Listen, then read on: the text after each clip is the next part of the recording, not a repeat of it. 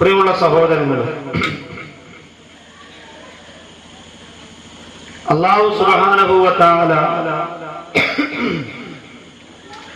ദുനിയാവിൽ പടച്ച സൃഷ്ടിചരാചരങ്ങളിൽ ഏറ്റവും അധികം ശ്രേഷ്ഠവാനായി പടച്ചതാണ് മനുഷ്യർ എന്ന് പറയുന്നത്. മാലിക് ഉസ്താദിന്റെ ദറസിലേക്ക് ഒരു സഹോദരി വന്നൊരു സംശയം ചോദിക്കാൻ വേണ്ടി വന്നതാണ്. ഭാര്യയും ഭർത്താവും തമ്മിൽ വീട്ടിലൊരു ചർച്ച നടന്നു. ഭർത്താവ് ഭാര്യയോട് പറഞ്ഞു, ലോകത്ത് അല്ലാഹു സുബ്ഹാനഹു വ തആല പരിപൂർണമായും എല്ലാ അനുഗ്രഹങ്ങളെയും കൊടുത്തുകൊണ്ട് അപാകതകളില്ലാതെ ന്യൂനതകളില്ലാതെ ഏറ്റവും വലിയ അനുഗ്രഹത്തിന്റെ കേന്ദ്രമായി അള്ളാഹു പടച്ച ഒരു പടപ്പ് ദുനിയാവിലുണ്ട്. അത് ഖുർആനിന്റെ തെളിവിൽ നീ എനിക്ക് പറഞ്ഞു തന്നാൽ നമ്മുടെ ജീവിതത്തിന് വളരെ സന്തോഷകരമായിരിക്കും ആ ഒരു മറുപടി. ഇനി അതല്ല, നീ എനിക്ക് അതിന് മറുപടി കണ്ടെത്തിച്ച് ഇന്ന് വൈകുന്നേരത്തിന് മുന്നിൽ അതിനൊരു മറുപടി നീ എനിക്ക് തന്നില്ല എങ്കിൽ നിന്നെ ത്വലാഖ് ചൊല്ലുമെന്ന് ഭർത്താവ് ഭീഷണിപ്പെടുത്തിയപ്പോൾ സംശയം ചോദിക്കാൻ സ്വാഭാവികമായും എവിടെയാണ് പോകേണ്ടത്? പള്ളിയിൽ ദർസ് നടത്തുന്ന ഉസ്താദായ മാലിക് ഉസ്താദിന്റെ മുമ്പിലേക്ക് ചെല്ലുകയാണ്. ചെന്ന് നോക്കുമ്പോ മാലിക് ഉസ്താദ് ദർസ് നടത്തിക്കൊണ്ടിരിക്കുകയാണ്. ഈ പ്രിയപ്പെട്ട സഹോദരി അനുവാദം ചോദിച്ചു, അകത്ത് കിടന്ന് ഉസ്താദിനോട് സംശയം ചോദിച്ചപ്പോ ബഹുമാനപ്പെട്ട ഉസ്താദ് അവർകൾ മാലിക് ഉസ്താദ് പറഞ്ഞു, എനിക്കൊന്ന് നീ പറഞ്ഞ വിഷയവുമായി ഒന്ന് വിചിന്തനം നടത്തി നോക്കിയിട്ട് മറുപടി പറയാൻ പറ്റും. പെട്ടെന്ന് മറുപടി കൊടുക്കുന്നതാണ് പാണ്ഡിത്യത്തിന്റെ അടയാളം എന്ന് വിചാരിക്കുന്നവരുണ്ടെങ്കിൽ അത് മണ്ടത്തരമാണ്. അതൊരു ഏറ്റവും നല്ല പണ്ഡിതന് ചേർന്ന ഒരു തന്റെ ഇടമാണ് എന്നാരും കരുതരുത്. ഇപ്പൊ എന്നോടൊരു സംശയം ഒരാൾ ചോദിച്ചാൽ ഇൻഷാ അല്ലാഹ് ഇങ്ങനെ ആയിരിക്കാം അതിന്റെ മറുപടി, ഏതായാലും ഞാൻ ഒന്നുകൂടി നോക്കിയിട്ട് പറയാം, അതാണ് ഏറ്റവും നല്ല മറുപടി. അത്രയ്ക്ക് ഉറപ്പോടും പിന്നെ തന്റെ ഇടത്തോടും കൂടി മറുപടി പറയാൻ കേരളത്തിന്റെ മണ്ണിൽ ജീവിച്ചിരുന്ന പണ്ഡിതന്മാരൊക്കെ നമ്മിൽ നിന്ന് വിട പറഞ്ഞു പോയി. അവരുടെയൊക്കെ ഗുരുത്വം അല്ലാഹു നമുക്ക് തരട്ടെ. നമ്മളൊക്കെ അവരുടെ മുന്നിൽ ആരാ? എന്റെ പ്രിയപ്പെട്ടവരെ, 5-6 വർഷം ദറസിൽ പോയി ഓതിപ്പിടിച്ച് ഇന്ന് പിന്നെ 2 വർഷം ഓതുമ്പോഴേ വാതിലിന്റെ അടുത്ത് വന്ന് ഉസ്താദിന്റെ ചോദിക്കും, ഉസ്താദെ ടിക്കിരി എടുക്കാൻ പോട്ടാന്ന് ചോദിക്കും. കാരണം ജീവിതത്തിന്റെ പ്രാരാബ്ധങ്ങളും പ്രയാസങ്ങളും പേറി നടക്കുന്ന പാവപ്പെട്ടവർക്ക് വർഷങ്ങളോളം ദറസുകളിൽ കോളേജുകളിൽ ഇൽമു പഠിച്ചുകൊണ്ട് സമയം പാഴാക്കാനില്ല എന്ന നിഗമനമാണ് ഇന്ന് നിലവിലുള്ളത്. മാലിക് ഉസ്താദ് പറഞ്ഞു, എനിക്കൊന്ന് ആലോചിക്കണം. മദീനയുടെ റൗള ശരീഫിന്റെ തൊട്ടടുത്തിരുന്നു കൊണ്ട് ലോകത്തെ ഏറ്റവും വലിയ വില കൂടിയ മുൻകൈന മറ്റൊരു ശരീരത്തെ വരുത്തിയിട്ട് പൊന്നാര നബി തങ്ങളുടെ ഹദീസ് പറയുന്ന മാലിക് ഉസ്താദാണ് ഈ അഭിപ്രായം പറഞ്ഞത് എന്ന് എന്റെ പ്രിയപ്പെട്ടവരെ നമ്മൾ ഓർമ്മിക്കണം. അങ്ങനെ ഈ മറുപടി കേട്ടിട്ട് സഹോദരി പിന്നെ വരാമെന്ന് പറഞ്ഞ് ദറസിൽ നിന്ന് പുറത്തിറങ്ങുമ്പോൾ ക്ലാസിന് പുറത്തു നിൽക്കുകയാണ് ആര്? ബഹുമാനപ്പെട്ട ഇമാമുന ശാഫി റഹിമഹുല്ലാഹ്. നല്ല ബുദ്ധിയാണ്, നല്ല കഴിവാണ്. അല്ലാഹു സുബ്ഹാനഹു വ തആല ചിലർക്ക് അങ്ങനെ വാരിക്കോരി കൊടുക്കും. ചില കുഞ്ഞു മക്കൾക്കൊക്കെ എന്തോ ഒരു വലിയ ഓർമ്മശക്തിയാണ്. ബുദ്ധിശാലികളായ മക്കളാക്കി നമ്മുടെ മക്കളെ നാഥൻ മാറ്റട്ടെ. ഷാഫി ഇമാം ആ സഹോദരിയോട് പറഞ്ഞു, എന്റെ പെങ്ങളെ, എന്റെ പ്രിയപ്പെട്ട ഗുരുനാഥനോട് ചോദിച്ച ചോദ്യത്തിലുള്ള മറുപടി അദ്ദേഹം കുറച്ചു നേരം വിചിന്തനം നടത്തിയിട്ട് മറുപടി പറയാമെന്ന് പറഞ്ഞെങ്കിൽ ആ പറയാൻ പോകുന്ന മറുപടി എന്തെന്ന് എനിക്കറിയാം, ഞാൻ പറഞ്ഞു തരട്ടെയോ? അത് പറയുന്നത് വരെ കാത്തിരിക്കാൻ ക്ഷമ കുറവാണെങ്കിൽ അതിനുള്ള മറുപടി ഞാൻ പറഞ്ഞു തരട്ടെയോ എന്ന് ബഹുമാനപ്പെട്ട ഷാഫി ഇമാം എന്ന കൊച്ചുകുട്ടിയാണ്. ഷാഫി ഇമാം ആരോട്? ഈ സഹോദരിയോട് പറഞ്ഞു. അത് പറഞ്ഞു തരാൻ ആ സഹോദരി സമ്മതം മൂടിയപ്പോ അല്ലാഹുവിന്റെ പരിശുദ്ധ ഖുർആൻ വത്തീനി വസ്സൈതൂൻ വതൂരി സീനീൻ വഹാദൽ ബലദിൽ അമീൻ ലഖദ് ഖലഖനൽ ഇൻസാന ഫീ അഹ്സനി തഖ്വീം. അല്ലാഹുവിന്റെ പരിശുദ്ധ ഖുർആൻ എടുത്തുകൊണ്ട് ബഹുമാനപ്പെട്ട ഷാഫി ഇമാം പ്രിയപ്പെട്ട സഹോദരിയോട് പറഞ്ഞു കൊടുക്കുകയാ, അള്ളാഹു സത്യം ചെയ്തു പറഞ്ഞ മഹത്താര വസ്തുക്കളെടുത്ത് മുമ്പ് വെച്ചുകൊണ്ട് ആ സത്യത്തിന്റെ ഉള്ളടങ്ങുന്ന രഹസ്യങ്ങൾ പറഞ്ഞു കൊടുത്തുകൊണ്ട് അത്രയും വലിയ ഒരു സത്യം ചെയ്തുകൊണ്ട് അള്ളാഹു പറഞ്ഞതെന്തെന്നറിയോ? അള്ളാഹുവിന്റെ ലഖദ് ഖലഖനൽ ഇൻസാന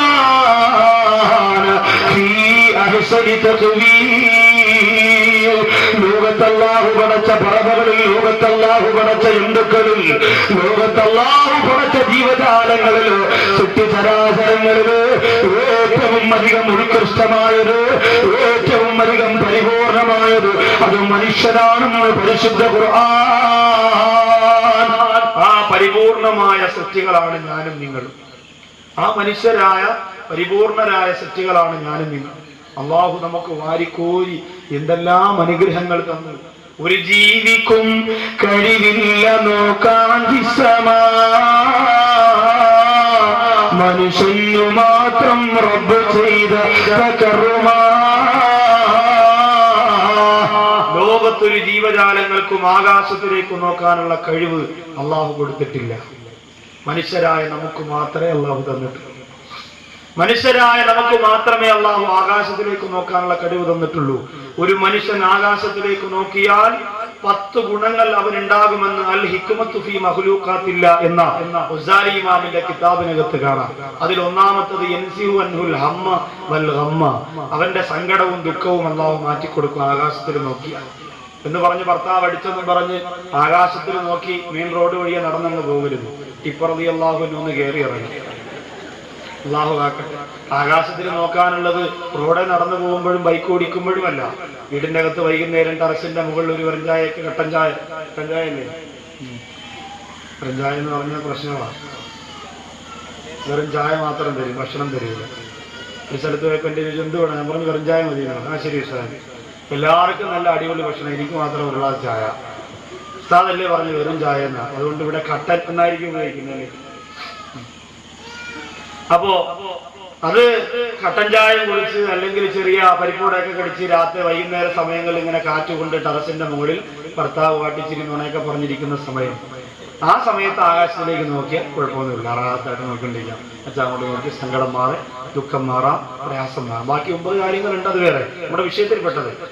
അപ്പൊ ആകാശത്തിലേക്ക് നോക്കാനുള്ള കഴിവ് അല്ലാഹു സുബ്ഹാനഹു വ തആല മനുഷ്യന് മാത്രമാണ് കൊടുത്തിരിക്കുന്നത്.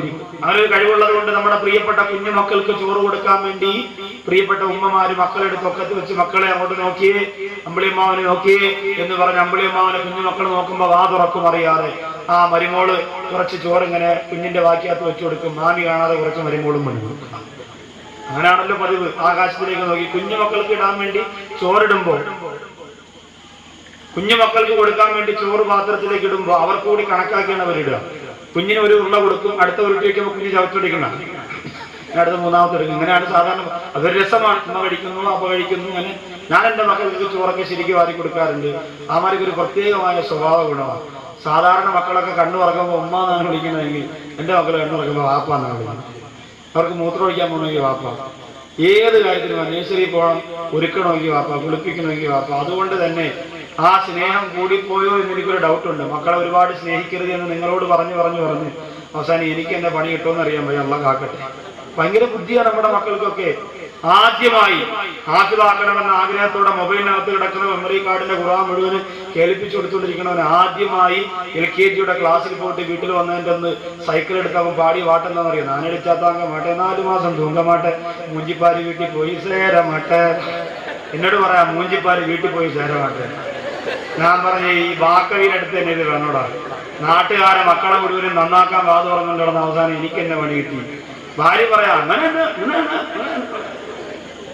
കാരണം ഈ കുഞ്ഞുമക്കൾ അടുത്തിരുന്ന ഒരു കുട്ടി പാടിയാൽ അടുത്തിരുന്നിടത്തും കഥ പറഞ്ഞു കൊടുത്താൽ അത് അപ്പോഴേ അവരും മനസ്സിനകത്ത് കൊണ്ടിരിക്കുകയാണ്. നമ്മൾ വിചാരിക്കുന്ന പോലെ എന്നല്ല, അവരുടെ മനസ്സിൽ ഭാര്യ ഭർത്താക്കന്മാരെ സംസാരിച്ചവരുടെ മനസ്സിൽ ഇങ്ങനെ അവരിങ്ങനെ ഒതുക്കി വെച്ചിരിക്കുകയാണ്. അതിങ്ങനെ ഹൃദയത്തിനകത്തുണ്ട്. ഒരു നല്ല മക്കളാ, നല്ല മെമ്മറി ഉണ്ട്. ആ മെമ്മറിയിലേക്ക് നമ്മൾ നന്മ മാത്രം നിറച്ചു കൊടുക്കുക. അള്ളാഹു തൗഫീഖ് തരട്ടെ. അപ്പൊ ആകാശത്തിലേക്ക് നോക്കാനുള്ള കഴിവ്, ചിരിക്കാനുള്ള കഴിവ്, ചിന്തിക്കാനുള്ള കഴിവ്, ഇങ്ങനെ എത്രയോ അത്ഭുതകരമായ കഴിവ് അല്ലാഹു സുബ്ഹാനഹു വ തആല കൊടുത്തിരിക്കുന്ന ഈ മനുഷ്യന് മാത്രമാണ്. ബഹുമാനപ്പെട്ട സൈനുദ്ദീൻ മഖ്ദൂം തങ്ങൾ ഒരിക്കൽ തന്റെ ഇബാദത്തിന് പുറകെ അദ്ദേഹം ദുആ ചെയ്യുകയാണ്, അല്ലാഹുമ്മ അഹീനി ഇൻസാനാ വഅമിത്നി ഇൻസാനാ, എന്നെ ഒരു മനുഷ്യനായിട്ട് ജീവിപ്പിക്കണേ അല്ലാഹ്, എന്നെ ഒരു മനുഷ്യനാക്കി മരിപ്പിക്കണേ അല്ലാഹ്. ഒരു മനുഷ്യനായിട്ട് ജീവിപ്പിച്ച് മനുഷ്യനായിട്ട് മരിപ്പിക്കണേ.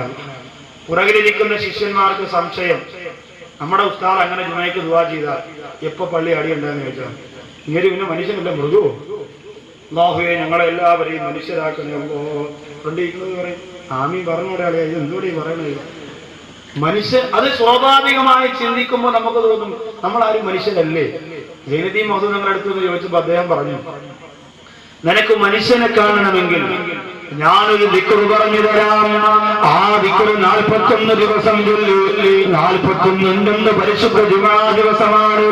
ആ ജുമയ്ക്ക് നീ പരിശുദ്ധമായ പള്ളിയിലേക്ക് കടന്നു വന്നിട്ട് ഈ ദിക്ർ ചൊല്ലിയിട്ട് കണ്ണടച്ചിരുന്നിട്ടാ കണ്ണൊന്ന് തുറക്കുമ്പോ ആ പള്ളിക്കകത്തിരിക്കുന്ന മനുഷ്യരെ നിനക്ക് കാണാം.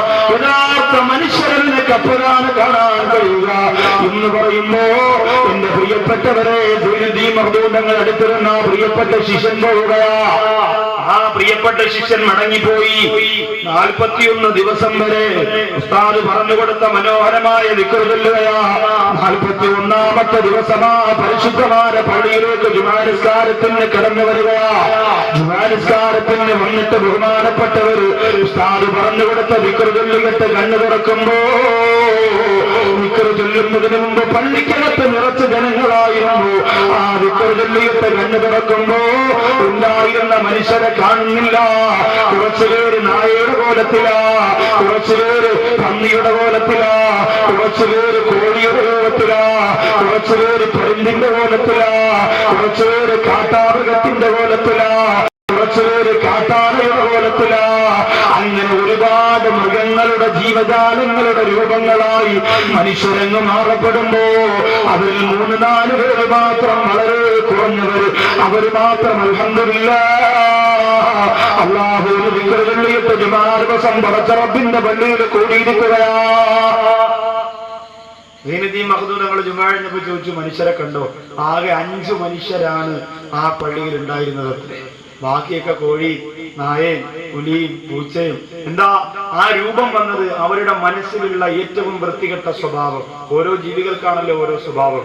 ഖലീലുല്ലാഹി ഇബ്രാഹിം നബി അലൈഹി സ്വലാത്തു വസ്സലാം 4 ജീവികളെ അറുത്തു എന്ന് ചരിത്രത്തിലുടനീളം നമുക്ക് കാണാം.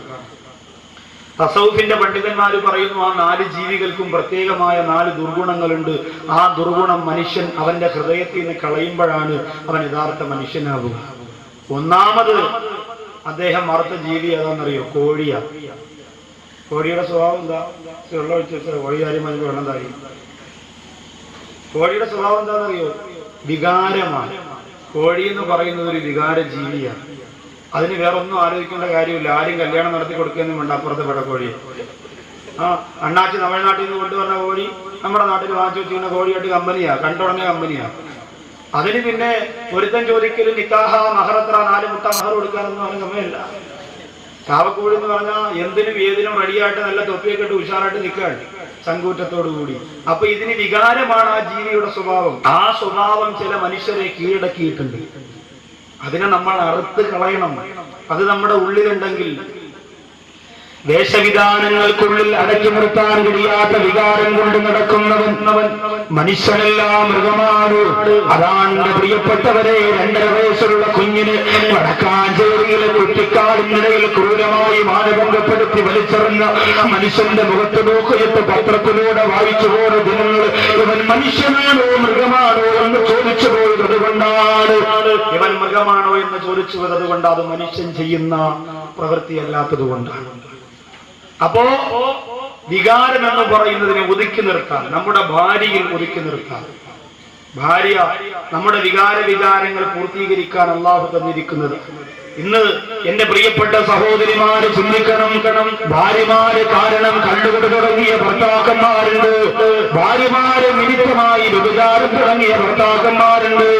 2 മാസത്തെ ലീവിന്റെ നാട്ടിൽ വരുമ്പോ അതിൽ 45 ദിവസവും ഭർത്താവിനോട് പിണങ്ങിക്കഴിയുന്ന പെണ്ണ്. ആ ഭർത്താവ് പിന്നെ സൗന്ദര്യമുള്ള പെൺകുട്ടികളെ തേടി പോയില്ലെങ്കിലല്ലേ അത്ഭുതമുള്ളൂ. നിനക്ക് സീരിയൽ കണ്ടാ മതിയല്ലോ, നിനക്ക് കറങ്ങി നടന്നാ മതിയല്ലോ, നിനക്ക് നിന്റെ സൗന്ദര്യം ശോഭിച്ചാ മതിയല്ലോ. നിന്റെ പ്രിയതമനോടുള്ള ശാരീരികമായ ബന്ധത്തിന്റെ കടപ്പാട് മറന്നുപോയ എന്റെ പ്രിയപ്പെട്ട പെങ്ങള്, നിന്നോടുള്ള സ്നേഹം നിന്റെ ഭർത്താവിന് കുറയുമ്പോ നിന്റെ ഭർത്താവിന്റെ മൊബൈലിന്റെ അകത്ത് പെൺകുട്ടികളുടെ മിസ് കോൾ വരികയാ, നിന്റെ ഭർത്താവിനെ വിളിക്കുമ്പോ പലപ്പോഴും ബിസി കാണിക്കുകയാ. എന്തുകൊണ്ടെന്നറിയോ? അത് ഭർത്താവിന്റെ നിറകേടെന്ന് മാത്രം പറഞ്ഞ് കളയല്ലോ. വീട്ടിന്റെ അകത്ത് കഴിഞ്ഞുകൂടുന്ന ഭാര്യയായ നിന്റെ ഉത്തരവാദിത്വം നീ പരിപൂർണമായി നിന്റെ ഭർത്താവിനോട് പാലിക്കാത്തത് കൊണ്ട് അതിന്റെ ഭയാനകരമായ ആദാബാണ് ഭർത്താവിനോട് എന്റെ പ്രിയപ്പെട്ടവങ്ങളെ നീ അറിയുന്നത്. അല്ലാഹു കാത്തുരക്ഷിക്കട്ടെ.